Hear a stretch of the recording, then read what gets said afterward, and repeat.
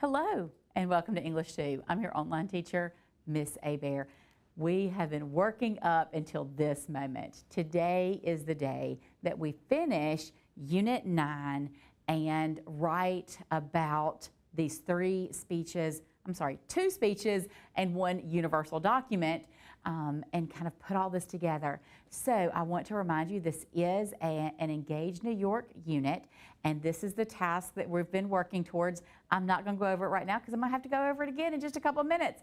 So for our agenda, we are going to do some homework accountability. You are going to get to work with a small group and really look at and dig into the information that you are going to need in order to effectively complete your end of the unit assessment. Then we'll do that, and then we will close with a little bit more homework. Yes, you do have a little bit of homework today, and that's okay.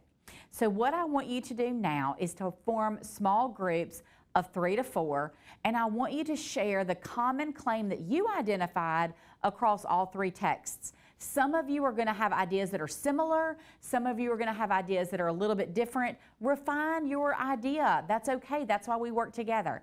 I want you to go back through and highlight your argument delineation tools from each of the texts to identify the supporting claims, evidence, and reasoning that you will use in your essay.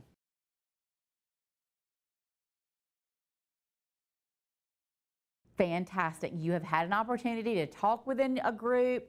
You have identified a central claim that you can work with and write this essay, and I'm ready for it. I am ready for what you have. So gather all of your notes, whatever that you need in order to write an effective essay, and let's get it all out. Put it all out in front of you, and at this point, you are going to write a multi-paragraph response to the prompt.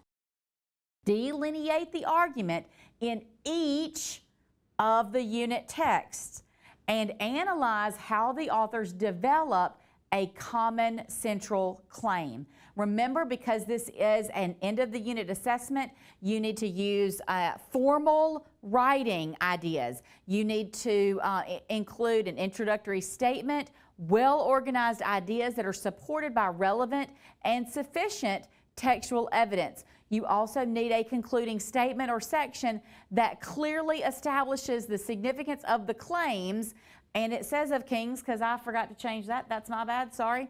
But you need to make sure that you use some domain-specific vocabulary, use proper grammar, capitalization, punctuation, and spelling to achieve that formal style and objective tone. I'm going to leave this on the board for you to finish out your end of the unit assessment.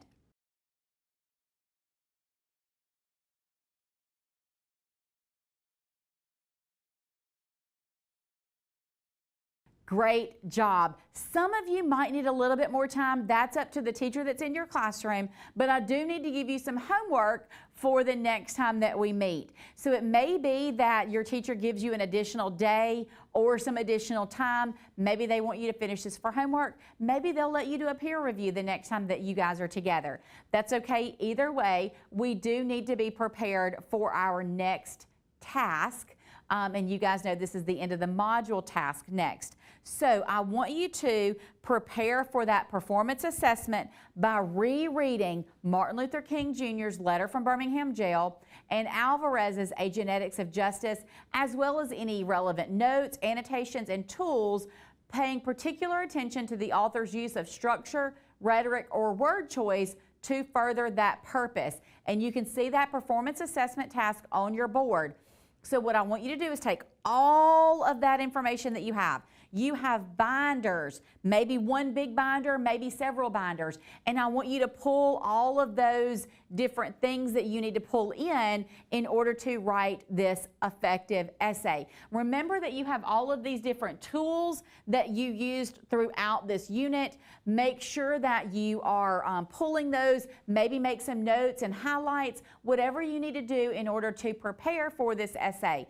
You are going to have some time to work with different groups or work with different people in order to prepare for the essay before I just release you to do it. You guys know I love when you guys can use multiple brains instead of just the one, because one brain is not enough for me. I need other people to help me. So I hope that you guys have enjoyed that as much as I do. Until next time that we meet, happy learning.